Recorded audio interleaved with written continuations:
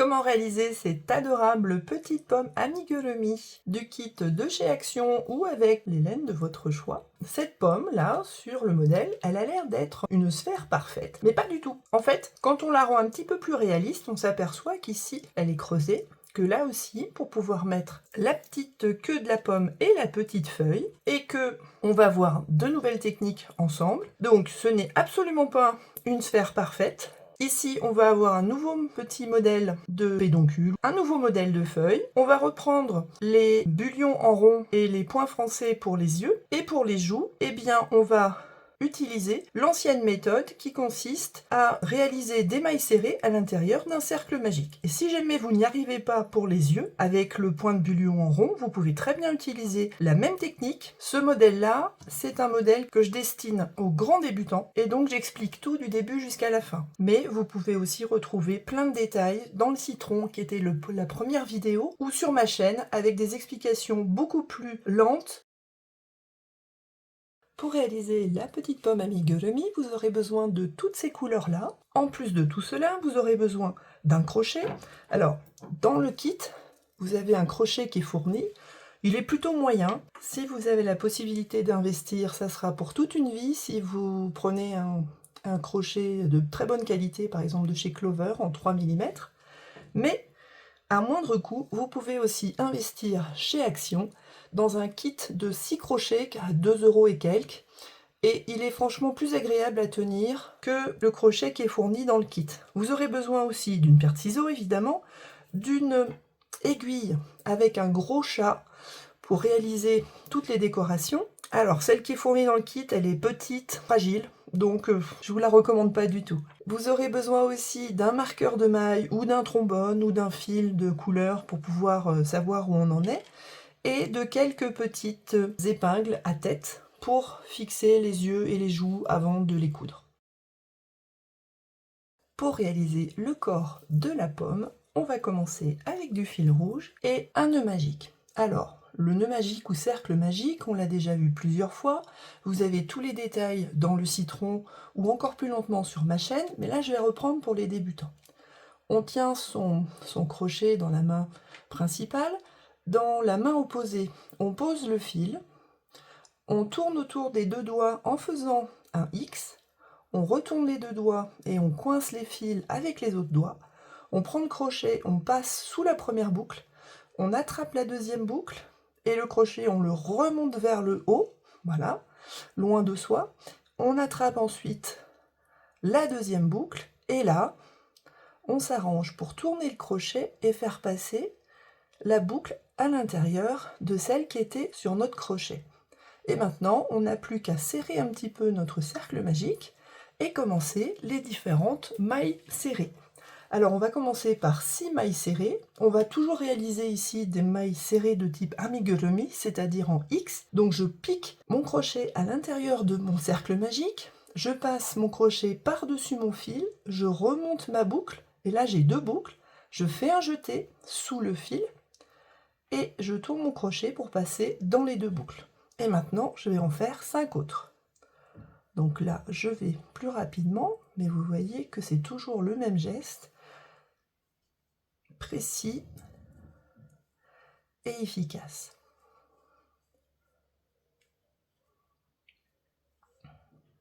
Donc là, je ferme mon cercle magique et je vais piquer dans la première maille. Alors, où est-ce qu'elle est, je compte à reculons si j'ai des doutes. 1, 2, 3, 4, 5, 6. Donc la première maille qu'on a créée tout à l'heure, elle est toujours un petit peu serrée. On essaie de piquer dans les deux brins, voilà, soulever, et on fait un jeté, on passe à travers cette maille, on passe à travers la boucle qu'on avait sur le crochet, et on vient de réaliser ce qu'on appelle une maille coulée. Maintenant, exceptionnellement, pour ceux qui ont déjà travaillé avec moi, on va réaliser à nouveau 6 mailles serrées dans les mailles qui sont là de notre cercle magique. Avant d'attaquer le deuxième rang, je vais mettre un marqueur de maille dans la dernière maille, celle qu'on vient de réaliser. Voilà, comme ça je sais où m'arrêter. Et maintenant, je vais réaliser 6 mailles serrées de type amigurumi dans les 6 mailles du début. ce qui va nous créer une petite excroissance. Donc notre petite pomme, plutôt que d'avoir une petite bosse sur la tête, eh bien elle va avoir une... On va appuyer sur cette petite bosse.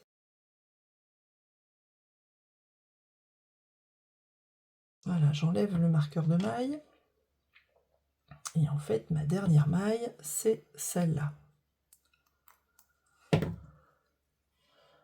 Là, quand on met en forme, on se rend compte du fait que ça fait une petite bosse. Maintenant, pour le rang numéro 3, on va passer de 6 mailles à 8 mailles serrées. Et ça, on va le faire en spirale, c'est-à-dire que là, je ne me préoccupe pas de ce qu'il y a dans le tuto sur les mailles en l'air, les mailles coulées. On va faire simple. Donc, on va commencer par une augmentation. Donc ici, je pique dans ma première maille. Et si je repique exactement au même endroit que je fais une deuxième maille, je viens de réaliser ce qu'on appelle une augmentation. Donc j'ai fait 1 et 2. À chaque fois que je dis « et », c'est une augmentation. Là, on va faire 3, 4. Donc là, on a déjà fait la moitié du travail. Et on va recommencer une augmentation dans la maille d'après. 1 et 2. Et ensuite, 3, 4. J'enlève, voilà. Et je termine ma quatrième. Donc maintenant, si je recompte, j'ai bien 8 mailles. 1, 2, 3, 4, 5, 6, 7, 8. Celle-là ne compte pas, c'est là où coulisse notre fil. Et ma dernière maille, elle est ici. Voilà. Maintenant, on nous propose de passer de 8 mailles à 12 mailles. Donc, comment on va faire? Bon, on va commencer à réaliser une première maille serrée et ensuite une augmentation. Donc là, je vais faire 2 mailles serrées dans la même maille d'avant. Voilà, ça fait 1, 2 et 3, 4, 5 et 6, 7, 8 et 9, 10, et dans la dernière maille, une fois que j'aurai enlevé le marqueur, on aura 11 et 12. Et nous voilà avec la pomme qui prend forme, et je vous dis, quand on appuiera ici, ça deviendra un creux, et on va continuer la boule comme ça. Avant de continuer les augmentations, on va réaliser à nouveau 12 mailles serrées, ce qui fait que ça va amorcer la courbure de notre pomme. À chaque fois qu'on réalise une rangée sans augmentation, ça courbe notre amigurumi. Donc là, je réalise les 12 mailles et on se retrouve à la fin du rang. Au rang suivant, on va passer de 12 à 18 mailles. On va faire exactement comme tout à l'heure. On va commencer par une maille serrée et enchaîner avec une augmentation. 1, 2 et 3. Et ainsi de suite jusqu'à la fin du rang. Maintenant, on veut 24 mailles. Donc là, j'ai bien recompté que j'avais bien 18 mailles pour éviter d'avoir tout à défaire sur plusieurs rangs. Il vaut mieux défaire un rang que tous. Donc, tout à l'heure, on avait commencé par 1 et on faisait 2 et 3 ensuite. Là, on va commencer par 1, 2, 3 et 4. Ça veut dire qu'avant de faire l'augmentation, on aura réalisé 2 mailles à la place de 1 tout à l'heure. Ça, c'est pour le 7e rang. Maintenant, pour le 8e rang, ça sera le même principe, mais avec 3 mailles d'abord, et ensuite une augmentation. Le 9e rang, ça sera 4 mailles d'abord, et enfin une augmentation. Et on se retrouve quand on a réalisé tous ces rangs-là. Vous avez là-haut, sur la vidéo, toutes les instructions écrites que je viens de vous expliquer par oral. On se retrouve donc à la fin du 9e rang. À la fin du 9e rang, on a maintenant une jolie petite pyramide hexagonale qui n'a rien à voir avec une pomme, je suis d'accord. Mais vous voyez que si j'appuie ici et que je retourne ça, quand c'est pas rembourré, ça tient pas beaucoup. Voilà. Déjà, ça va être enfoncé, donc notre pomme va être comme ça. Et on va rattraper l'hexagone maintenant en réalisant 5 rangs de 36 mailles uniquement, sans augmentation, sans diminution. Et on se retrouve quand on a terminé les 5 rangs. Quand on arrive au 15e rang, on a terminé le bout de la pomme, la partie renflée de la pomme, et on va attaquer les diminutions. Alors, on est censé passer au 15e rang de 36 mailles à 33 mailles. C'est-à-dire qu'on va commencer par une diminution, et ensuite on va réaliser 10 mailles serrées, et ainsi de suite, recommencer. Donc là, la diminution qu'on va réaliser, c'est une diminution invisible. On va piquer dans le brin avant seulement de la maille d'après, on se contorsionne et on pique dans le brin avant de celle d'après encore, on fait un jeté, on passe à travers les 2 mailles ici, et là on se retrouve dans la même configuration que la fin d'une maille serrée. Donc on termine comme une maille serrée. Maintenant, on va continuer par 10 mailles serrées. Quand on a terminé notre diminution invisible, où est-ce qu'on pique? Vous voyez qu'ici, vous avez des fils qui sont en biais. Eh bien, on va piquer exactement à la fin de ces fils-là, dans la maille d'après. Et ça, c'est ma première maille serrée de mes 10.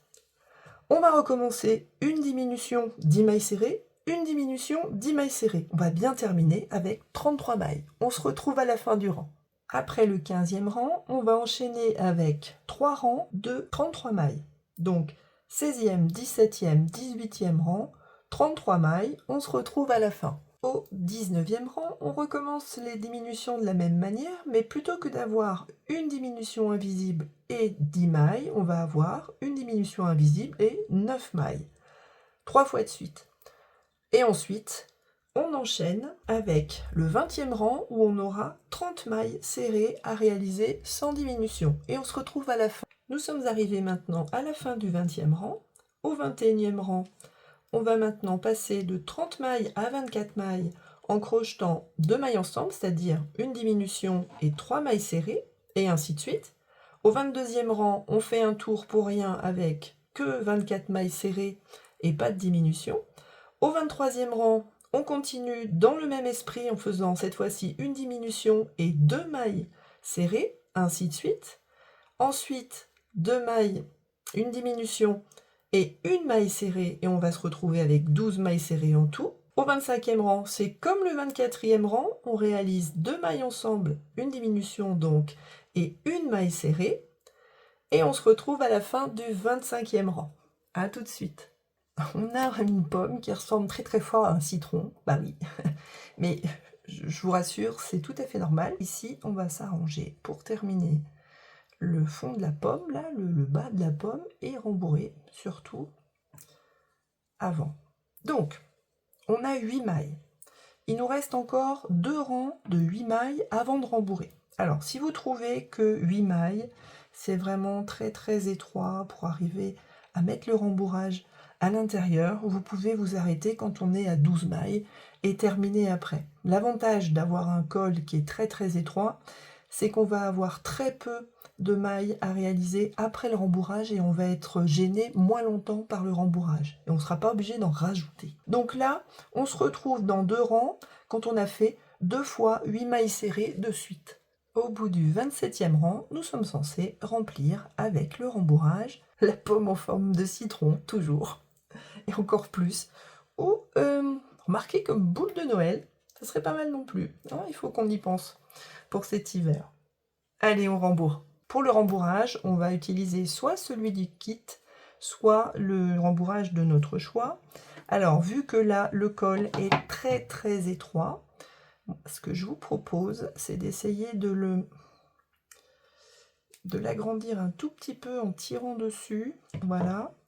Et ensuite, pour faire passer le rembourrage à l'intérieur, la meilleure solution, c'est de prendre les ciseaux et de faire progresser le rembourrage à l'intérieur grâce aux ciseaux ou à l'arrière de votre crochet. Les ciseaux, ça marche pas mal. L'avantage du crochet, c'est que vous ne risquez pas de faire des dégâts avec la pointe et de couper des mailles. Bon, eh bien, on se retrouve quand vous avez réussi à faire progresser suffisamment de rembourrage à l'intérieur pour que la pomme soit bien ronde, mais avec deux petites extrémités qui, de toute façon, vont disparaître à l'intérieur de la pomme, vont être cachées.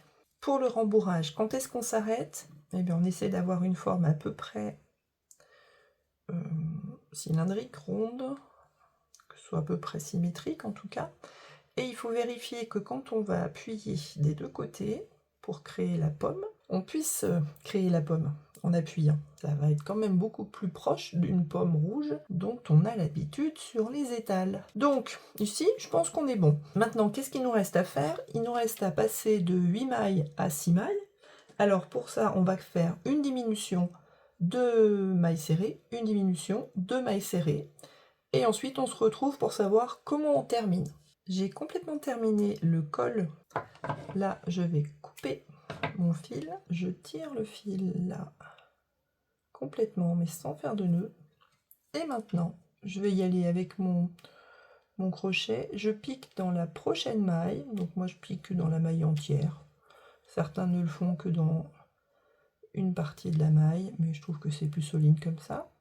Donc, une fois, deux fois, je passe mon fil comme ça, et je fais ça dans les 6 mailles, et 6. Et ensuite, une fois que c'est dans les 6 mailles, je n'ai plus qu'à tirer sur le bout, et ça se ferme. Et là, qu'est-ce que je fais de ce fil-là? Eh bien, je vais le cacher à l'intérieur de mon amigurumi. Donc je passe là, je tire le fil délicatement parce qu'il ne faut pas que ça accroche. Et surtout que je ne fasse pas sortir tout le rembourrage que je me suis enquiquiné à mettre à l'intérieur avec un col aussi étroit.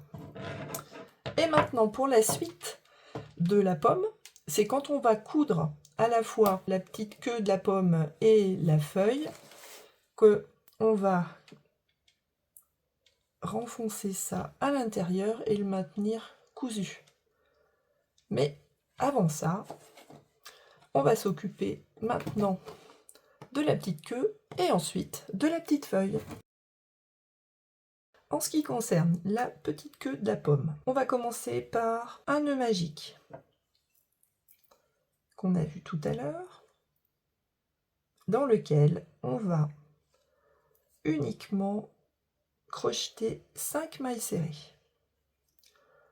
Alors ça va être un petit jeu de précision, hein, cette queue de pomme, puisqu'on va commencer avec 5 et on va terminer avec 4. Alors 1, 2, 3, 4, 5. Je ferme mon cercle et là, comme c'est sombre et que je vois pas grand chose, 1, 2, 3, 4, 5, pour être sûr que c'est bien celle-là, la première maille. Je fais une maille coulée comme tout à l'heure, sauf que là, j'ai 5 mailles au lieu de 6. Donc c'est plus étroit, c'est plus compliqué à crocheter. Ça va être plus difficile aussi. Voilà, ça va être un jeu de patience. Pendant 3 rangs, je vais réaliser 5 mailles, c'est-à-dire que je vais le faire avec vous parce que c'est très étroit et on va apprendre à mettre en forme au fur et à mesure. Donc là, j'en suis à 3, 4, là au marqueur, j'en suis à 5. Et là, normalement, ça devrait faire une petite excroissance.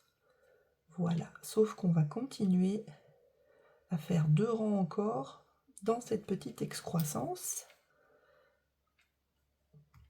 On le fait ensemble, puisque c'est délicat. Donc là, c'est pas notre première maille, hein, attention. C'est celle-là. Donc, 1, 2, 3, 4, et 5. À chaque fois qu'on a un doute, on compte à reculons. C'est plus simple. Donc voilà ma 5e. Et là, ça va faire un petit tunnel qu'il faut que je remette à chaque fois en forme, puisque ça a tendance à vouloir se sauver. Et maintenant, je fais à nouveau 5 mailles serrées. Bon, on se retrouve à la fin du dernier rang. Il va falloir maintenant continuer la pomme avec seulement 4 mailles serrées. Donc, on va commencer par une diminution invisible et continuer 3 seulement mailles serrées au milieu de tout ça. Et franchement, avec là, c'est vraiment pas évident. Si c'est trop difficile, vous évitez de diminuer encore, vous continuez avec 5 mailles et ça fera bien. Bon, je pense pas qu'on voit beaucoup de différence. Voilà, alors ce qui gêne aussi, c'est le petit bout qui est au milieu, là. Bon, moi, je vous propose de le couper parce qu'il va ne faire que nous déranger. Voilà, et maintenant, on continue. 6e, 7e, 8e rang avec 4 mailles seulement. Ben là, j'avoue que ça va pas être facile. Donc, ça veut dire qu'il faut réaliser 12 mailles, les unes après les autres. Donc, une. On va essayer de trouver de la lumière. 2. On vérifie à chaque fois qu'on est au bon endroit. 3. 4. Et ainsi de suite, encore 2 rangs. Et on se retrouve au bout. Bon, j'espère que vous y êtes arrivés sans trop de problèmes. Ici, on va fermer le rang et on va laisser un fil d'une vingtaine de centimètres pour faire de la couture. Donc moi, je préfère laisser plus long. Voilà. Donc, si on doit fermer le rang, ben, c'est comme tout à l'heure. Mais bon, est-ce que c'est vraiment utile là avant la couture? Il faut voir. En tout cas, on va jouer le jeu, on va suivre le tuto et voir ce que ça donne. 2,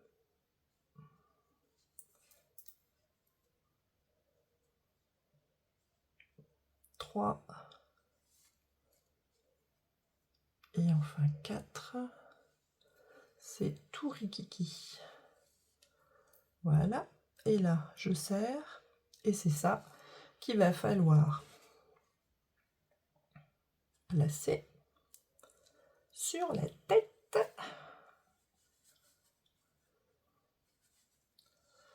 de notre pomme tout à l'heure avec la petite feuille. Et bien maintenant on passe à la feuille. Pour crocheter la feuille, on a encore un modèle un petit peu différent de toutes les feuilles qu'on a crochetées jusqu'à présent, histoire d'avoir vraiment des modèles un petit peu différents dans chaque kit. On va commencer par un nœud coulant. Donc, on va tenir notre fil comme ça. Je remonte, j'attrape ici avec mes doigts et je passe et je fais mon nœud coulant. Si jamais c'est trop difficile, donc, vous faites une boucle comme ça, vous passez les doigts à l'intérieur de cette boucle, vous prenez le fil ici, vous tirez et ça vous fait un nœud coulant pareil. Donc, vous choisissez la méthode que vous préférez. Bon, généralement, la deuxième méthode donne un petit fil plus long, mais bon, pour faire de la couture, ça va être très très bien. On fait maintenant 7 mailles en l'air. 2, 3, 4, 5, 6, 7. On va piquer dans la deuxième maille. Toujours, quand on a une chaînette comme ça, on pique toujours dans la deuxième maille. Et là, on va commencer par une maille serrée. Ce qui fait que le bout de notre feuille va être assez large. Ensuite, on va attaquer par 4 demi-brides. Alors, les demi-brides, on fait un jeté avant de piquer dans la prochaine maille. On ramène avec après un jeté et on se retrouve avec 3 boucles ici. Mais c'est comme une maille serrée, on fait un jeté et on passe à la travers les 3 mailles plutôt que 2. On recommence. Un jeté, je pique ici, un jeté, je récupère une boucle, un jeté, et je passe dans les 3 boucles. Voilà. Donc la troisième, on va aller un petit peu plus vite. Et la quatrième aussi. Elle est là. Ça se tortille. Le fil est fin. Donc maintenant, il nous reste une seule maille au bout dans laquelle on va tourner. Donc pour tourner, on va réaliser une maille serrée et un picot. Alors un picot, qu'est-ce que c'est? Là, on ne nous précise pas si c'est un picot 2, un picot 3. On fait, par exemple, 2 mailles en l'air et on pique dans la première de nos 2 mailles en l'air. Voilà, et on fait une maille coulée. Et ensuite, toujours dans le dernier espace ici, dans la dernière maille, on va réaliser une autre maille serrée. Et maintenant, ici on a un nœud, on va le passer et on va réaliser de l'autre côté à l'envers 4 demi-brides et une maille serrée. Alors, 1, 2, 3, 4 et une maille serrée. Si on commence comme ça, ben on va se retrouver avec la maille serrée, pas au bout. Donc, comme ici, ça c'est la maille du nœud, on va sauter une maille, on va piquer ici, et on va faire une demi-bride dans cette maille-là. Voilà, une demi-bride, 2 demi-brides, 3 demi-brides, 4 demi-brides, et dans la dernière, on fait une maille serrée. Et voilà, on a notre petite feuille avec notre joli picot ici, mais avec un fil qui est au bout de la feuille. Donc il n'y a absolument rien à y faire là. Mais ça, c'est pas gênant.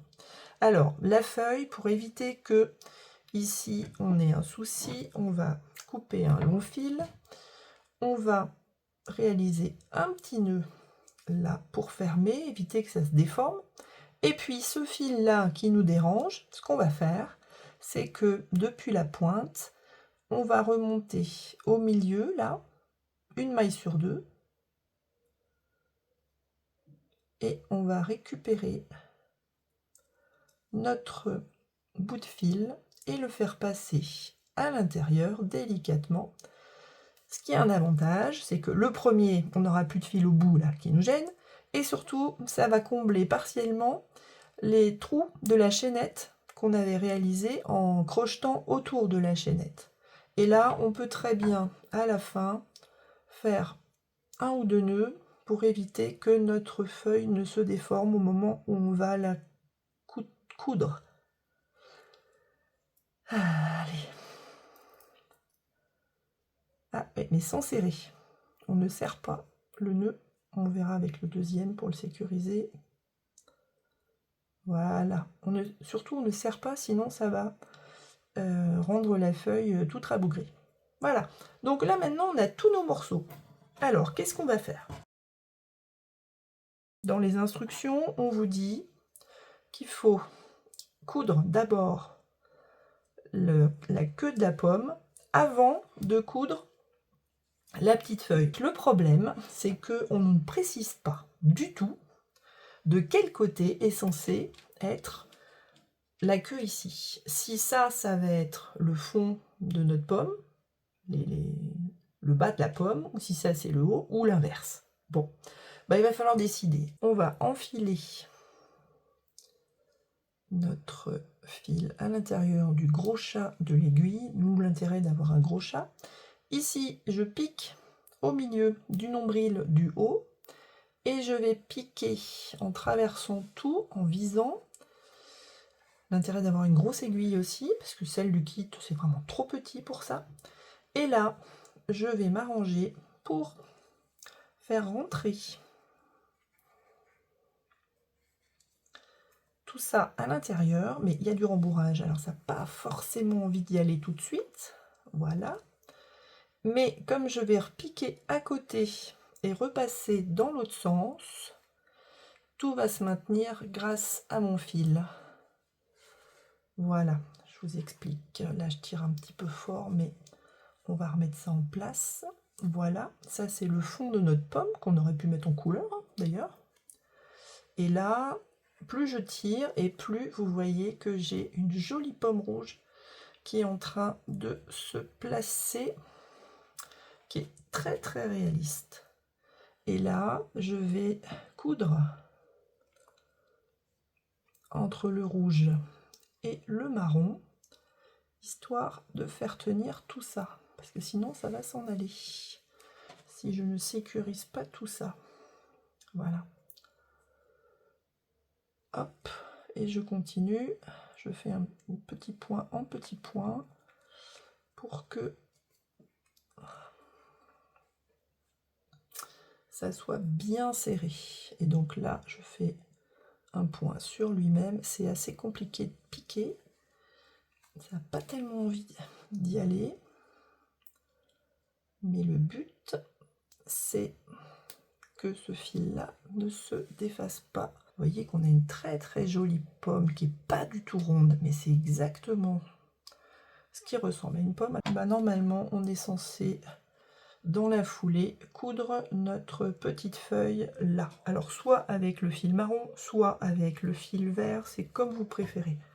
Bon, le marron, comment on va faire? On va le faire disparaître. C'est pas gênant. Allez. Tout le rembourrage a envie de sortir avec. Ça, c'est un grand classique. Vous avez l'habitude maintenant, pour ceux qui en sont à leur 11e vidéo. Voilà, qui ont suivi dans l'ordre. Voilà. Et on n'a plus qu'à fixer notre jolie petite feuille. Et là, je vais piquer ici ma petite pomme là pour avoir éventuellement, là je vais le coudre juste avec un point, ça suffira, à travers le marron, mais vraiment à la base pour que ça ne se voit pas, soit dans le marron soit dans le vert. Alors si c'est pour des jeunes enfants, surtout vous faites 3 tours hein, au niveau de la couture, mais je trouve que les couleurs sont vraiment très très bien trouvées. Hop, voilà. Ici, je vais récupérer le fil que j'ai fait passer là tout à l'heure. Comme ça, il m'a pas gêné.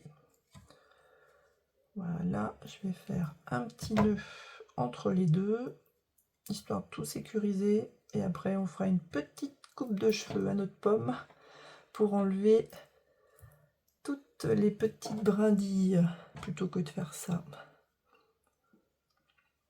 Là, je vais cacher mes fils verts. Hop, en espérant qu'ils passent tous les deux en même temps. Presque. Presque. Et voilà, tout est caché. Donc on a une magnifique petite pomme rouge.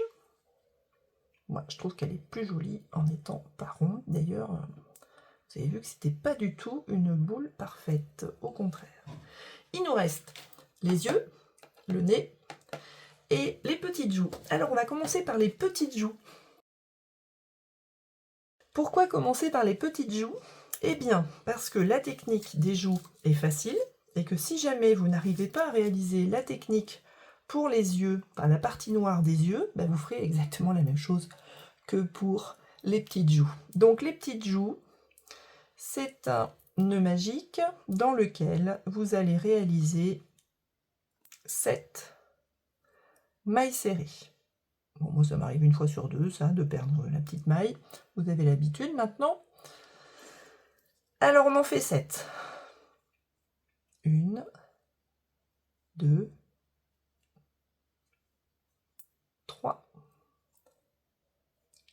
4, 5, 6 et 7. On tire, on ferme avec une maille coulée.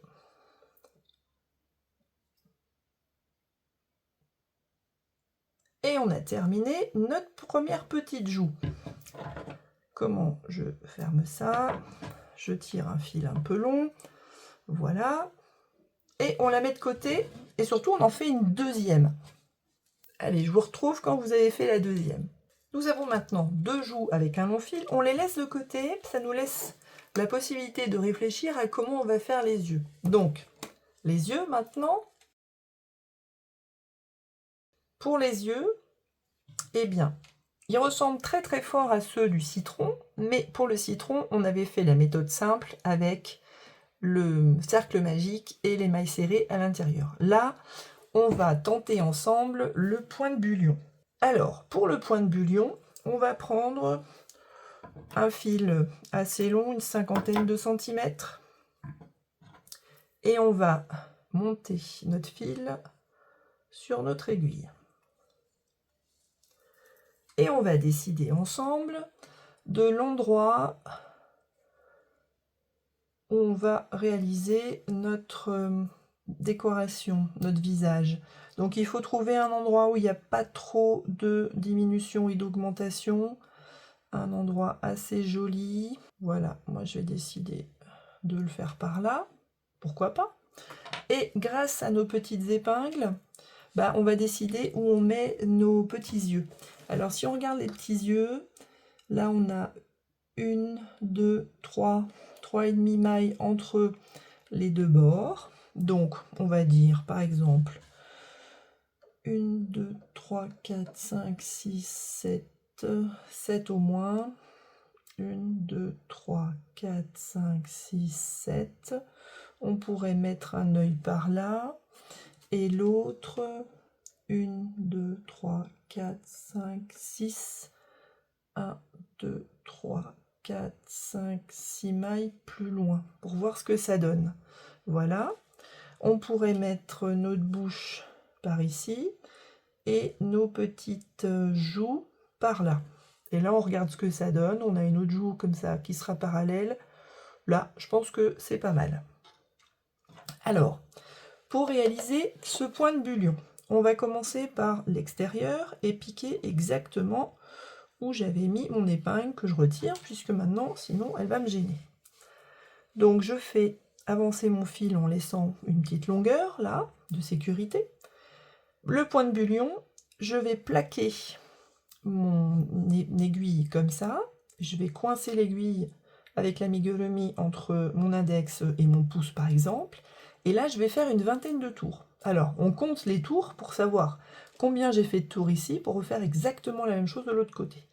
Donc 1, 2, 3, 4, 5, 6. Alors attention, comme ici vous avez quelque chose de large, il faut serrer mais pas trop. 7, 8, 9, 10, 11, 12, 13, 14, 15, 16, 17, 18, 19, 20.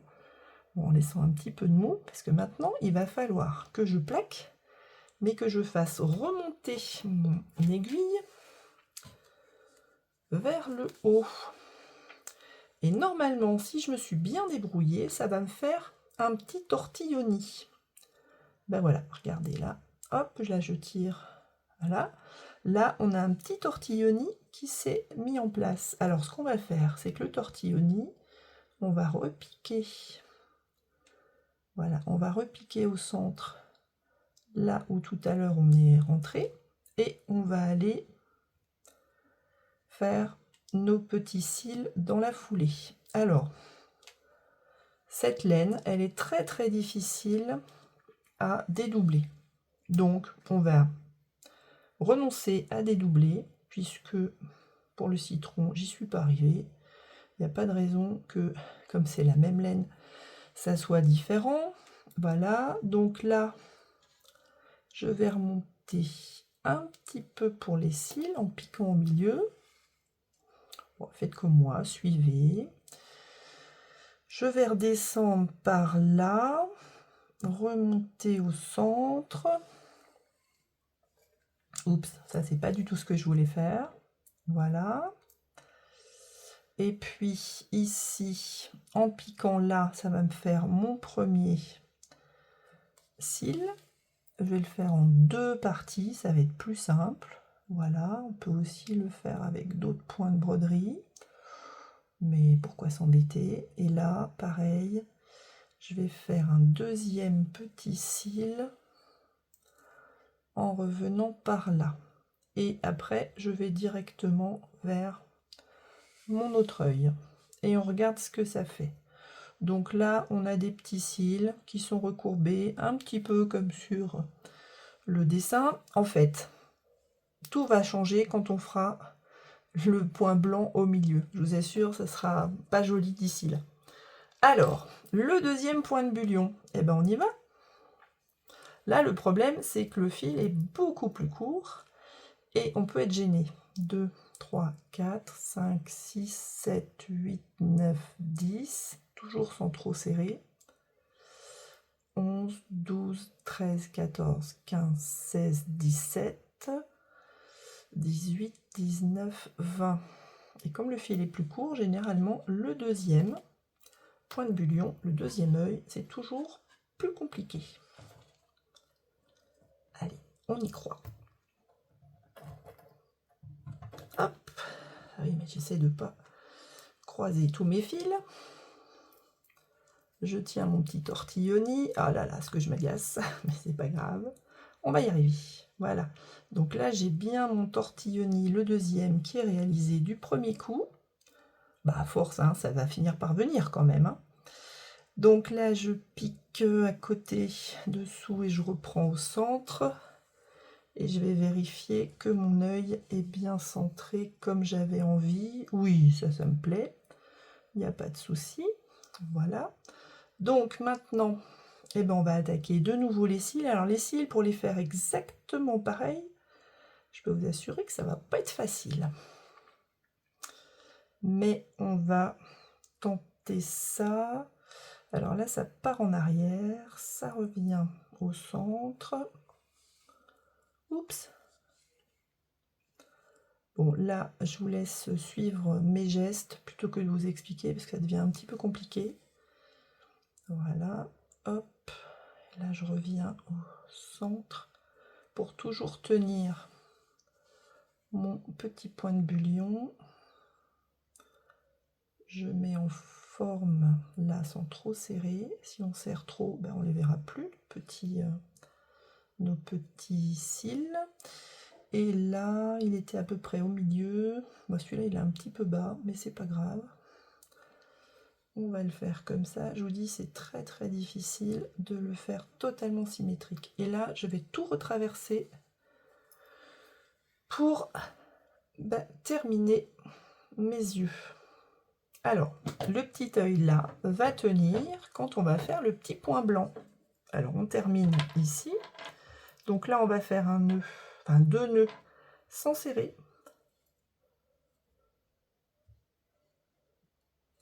Voilà.